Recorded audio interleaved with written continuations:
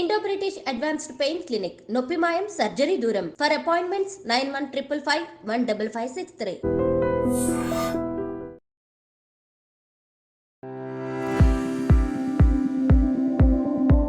నమస్కారం, నా పేరు డాక్టర్ షగుఫ్తా. నేను న్యాచురోపతి డాక్టర్ని. సో చాలా మందిలో నరాల బలహీనత ఇది చాలా కామన్ అయిపోయిందండి. నేను కూడా చాలా వీడియోస్లో చెప్పాను, నరాల బలహీనత అనేది చాలా కామన్గా ఉంది, మనం తస్మాత్ జాగ్రత్తగా ఉండాలి. ఎందుకు నరాల బలహీనత అనేది మీకు స్టార్టింగ్లోనే ఈ నరాల బలహీనత బ్యాక్ పెయిన్స్, నెక్ పెయిన్స్, మోకాలు నొప్పులు, ankle pains, gastric problems and కొంతమంది డిప్రెషన్లకి, యాంగ్జైటీలకు కూడా వెళ్ళడానికి కారణం నరాల బలహీనత.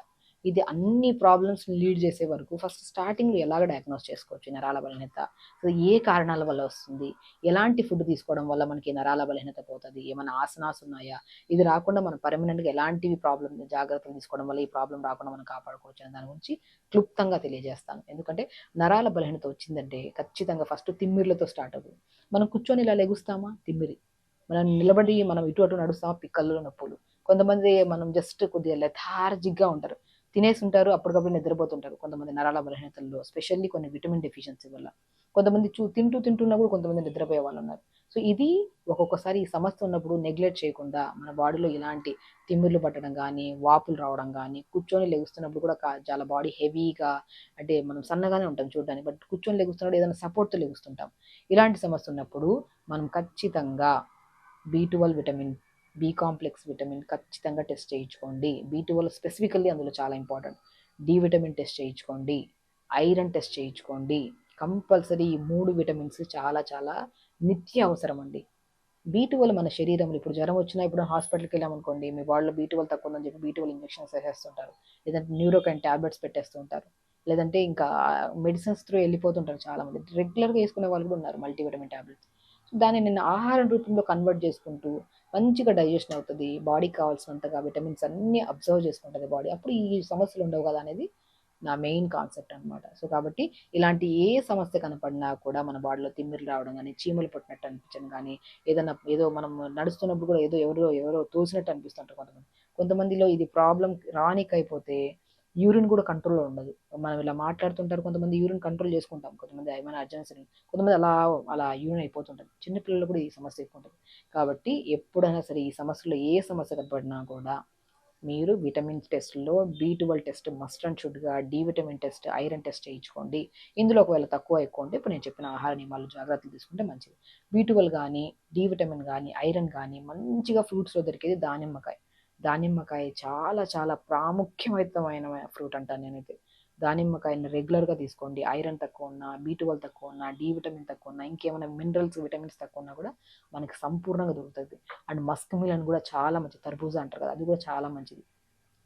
దాని బదులు మనం డైలీ తీసుకున్న కొద్ది క్యారెట్, కొద్ది బీట్రూట్, కొద్ది యాపిల్, చిన్న ఆమ్లా ముక్క, దానిమ్మకాయ విత్తనాలు ఎన్ని వేసుకొని డైలీ జ్యూస్ చేసుకోండి.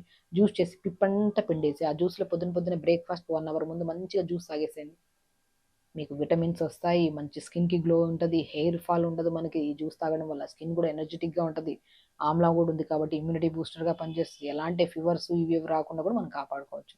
బెస్ట్ థింగ్ అండి. ఏదైనా సరే ఓపిక్గా చేసుకోవాలి. శరీరంలో సమస్య వస్తే ట్యాబ్లెట్స్ వేసుకుందాంలే అనుకుంటే ఒకరోజు ఆ ట్యాబ్లెట్సే 10 అవుతాయి, 20 అవుతాయి. అలాగా అన్కంట్రోల్డ్గా ట్యాబ్లెట్ తీసుకున్న కొద్ది కెమికల్ ఇంపాక్ట్ ఎక్కువైపోయి శరీరంలో ఏదో ఒక సమస్య, పెద్ద పెద్ద సమస్యలు వస్తాయి. ఎప్పుడు సరే మనం న్యాచురల్ రెమెడీస్ మీద వెళ్ళాలి. ఒకవేళ క్యూరింగ్ లేదు, మనకి రెమెడీస్ కూడా ఏది చేసినా కూడా ఇంపాక్ట్ పడదు, అప్పుడు డాక్టర్ అప్రోచ్ అయ్యి అప్పుడు ఏం చేయాలనేది వాళ్ళు డెసిషన్ తీసుకుంటారు. నేను చాలామంది మా దగ్గరకు వచ్చి ఇది రాసేసాను మేడం, అది రాసేసాను మేడం అంటుంటారు. నేను ఒక మనిషిని చూసి, కంటి గుడ్డును చూసి మనం ఎన్నో రకాల రోగాలను చెప్పొచ్చు, నాడిని చూసి రోగాలు చెప్పొచ్చు. మన శరీర తత్వాల్లో బాడీలో హీట్ ఉంటే ఒక టైప్ ఆఫ్ ఫుడ్ తీసుకోవాలి, బాడీ కూల్ ఉంటే ఒక టైప్ ఆఫ్ ఫుడ్ తీసుకోవాలి. అదే చెప్తుంటాను యూట్యూబ్లో చూసే వాళ్ళందరికీ. ఒక్కొక్క బాడీ తత్వాన్ని ఒక్కొక్క టైప్ ఆఫ్ ఫుడ్ కలిగి ఉంటుంది. మనం ఈ వీడియో చూసి ఈ డైట్ ఫాలో అవుతారు, ఆ వీడియో చూసి ఆ డైట్ ఫాలో అవుతుంటారు. ఒకసారి చూసిన తర్వాత మన బాడీ కెపాసిటీని బట్టి మనకి సూట్ అయితే ఓకే తీసుకోవచ్చు, లేదు అనుకోండి మనం తక్షణం మనకి దగ్గరలో ఉన్న డాక్టర్ని అప్రోచ్ అయ్యి మనకి ఫుడ్ పడట్లేదు, ఇంకేమైనా ఫుడ్ తీసుకోమంటారని అడగాలి ఖచ్చితంగా. కాబట్టి ఒక్కొక్క బాడీకి ఒక్కొక్క తత్వం కలిగి ఉంటుంది. కాబట్టి ఏదో బ్లైండ్గా చూసేసుకొని అన్ని ఫాలో అయ్యే బదులు సింపుల్ వేలో మన శరీర తత్వం ఏంటి, ఓకే బాడీ ఓవర్ హీట్ ఉంటే హీట్కి సంబంధించిన ఫుడ్ బంద్ చేయాలి, ఓవర్ కూల్ ఉంటే మన బాడీని కూల్ సంబంధించిన ఫుడ్ బంద్ చేయాలి. సో బ్యాలెన్స్డ్గా ఉందనుకోండి, అప్పుడు అందరికీ సెట్ అవుతుంది బాడీ. అన్నీ మనం ఏం చెప్పినా కూడా, మేము ఫాలో అయినా కూడా మన బాడీకి యాక్సెప్ట్ చేస్తుంది అనమాట. అలాగా క్యారెట్, బీట్రూట్, యాపిల్, ఆమ్లా, కొద్దిగా పొమోగ్రానేట్ వేసుకొని జ్యూస్ రెగ్యులర్గా తీసుకోవడం వల్ల కూల్గా ఉన్న, బాడీ హీట్గా ఉన్న, బ్యాలెన్స్డ్గా ఉన్న ఈ జ్యూస్ చాలా సెట్ అవుతుంది. ఒకవేళ గ్యాస్ట్రిక్ విపరీతంగా ఉంటే ఆమ్లా కొద్ది చిన్న మోతాదులో తక్కువ పీసేసుకోండి. పులుపు ఉంటుంది కాబట్టి అది కొద్దిగా ఇబ్బంది పడుతుంది.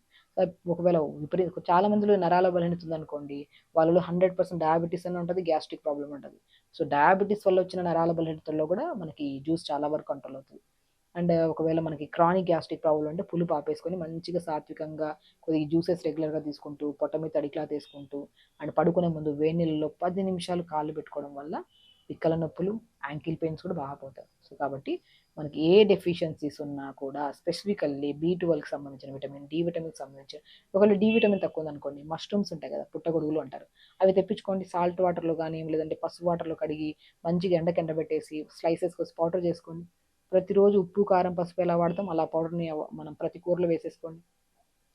అలాగే వాల్నట్స్ ఉంటాయి కదా, మనకు బ్రెయిన్ షేప్లో ఉంటాయి. చాలామంది వాల్నట్స్ అంటే ఏంటని అడుగుతుంటారు కామెంట్లో.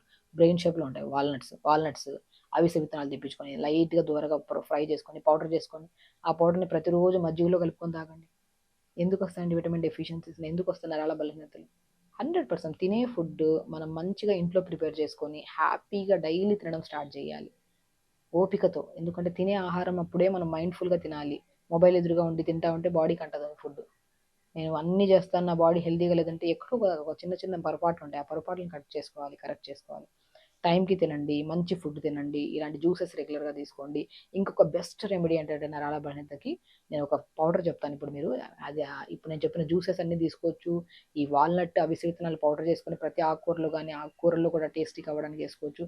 ఇంకొక బెస్ట్ పని చేసేదానికి ఫూల్ మఖానా అంటారు, ఐడియా ఉందా? ఫూల్ మఖానా కొద్దిగా pumpkin seeds, watermelon seeds, sunflower seeds దూరగా వేపేసుకొని పౌడర్ చేసుకొని ప్రతిరోజు ఆవు పాలలో తాగండి పౌడర్. ఎన్ని రెమెడీస్ అండి ఇవన్నీ! 100% పనిచేసేవి. ఎందుకంటే మేము ఏదో చెప్పాలని కాదు, ఎంతో మందికి ప్రాక్టికల్గా వేల కేసెస్ చేసి వాళ్ళ సమస్యలని తీరుస్తుంటాం కాబట్టి మీరు మా వరకు రాలేరు కాబట్టి మీ వరకు మేము అందిస్తున్నాం ఈ ప్రాసెస్ని. సో ఇలా పౌడర్ని చేసుకొని ఆవు పాలలో కలుపుకొని తాగండి. డైలీ 1 అవర్ యోగా చేసుకోండి, టైంకి పడుకోండి. అన్నిటికంటే ఇంపార్టెంట్ నీళ్లు తాగడం. మనం ఎంత వాటర్ తాగుతున్నాం, మనం తాగిన వాటర్ వల్లే డైజెషన్ అవుతుంది, బ్లడ్ ప్యూరిఫికేషన్ కూడా జరుగుతుంది. అంటే టైంకి తినడం, హెల్తీగా లైఫ్ స్టైల్ లీడ్ చేయడం, పాజిటివ్గా ఉండడం. నరాల బలహీనత వచ్చింది కదా అని చెప్పేసి అది ఒకరోజు కొంతమందిలో నడవలేకపోతారు, కొంతమంది కళ్ళలో తిమ్మిరి రావడం, కళ్ళలో మంటలు రావడం, బాడీ అంతా ఓవర్ హీట్ అయిపోవడం కూడా జరుగుతూ ఉంటుంది. కాబట్టి ఎప్పుడైనా సరే అది క్రానిక్ అయిన తర్వాత అన్ని ప్రాబ్లమ్స్ వస్తాయి. స్టార్టింగ్లోనే ఇప్పుడు మనం చెప్పినట్టు స్టార్టింగ్లోనే ఈ సమస్యలు ఉంటే ఈ ఫుడ్ ఐటమ్స్ తీసుకుంటూ ఉంటే, అండ్ క్రానిక్ సమస్యలు ఉండే వాళ్ళు కూడా ఈ చేస్తూ ఉంటే, ఈ రోజు చేసి వదిలేయకుండా ఒక 10-15 రోజులు రెగ్యులర్గా చేస్తూ ఉంటే మనలో చాలా వరకు డిఫరెన్స్ వస్తుందండి. అలా ఆపకుండా మనకి నచ్చిన ఫుడ్ మంచిగా ఉంది, నచ్చినట్టు తింటున్నాము, దాంతోపాటు మనం న్యూట్రిషియస్గా తింటున్నాం కాబట్టి రాను ఈ నొప్పులు, బలహీనతలు ఇవన్నీ పోయి మనం హెల్దీ లైఫ్ స్టైల్ లీడ్ చేస్తాం. సో ఖచ్చితంగా చేయండి, తొందరగా పడుకోండి, టైంకి తినండి, 1 అవర్ మస్ట్ అండ్ షుడ్గా యోగా పెట్టుకోండి, హెల్దీ లైఫ్ స్టైల్ లీడ్ చేయండి. నరాల బలహీనతే కాకుండా నరాల బలహీనతల వల్ల వచ్చే ఎన్నో సమస్యలు మనం రాకుండా కాపాడుకోవచ్చు. ఖచ్చితంగా చేయండి. హెల్దీగా ఉండండి. నమస్కారం.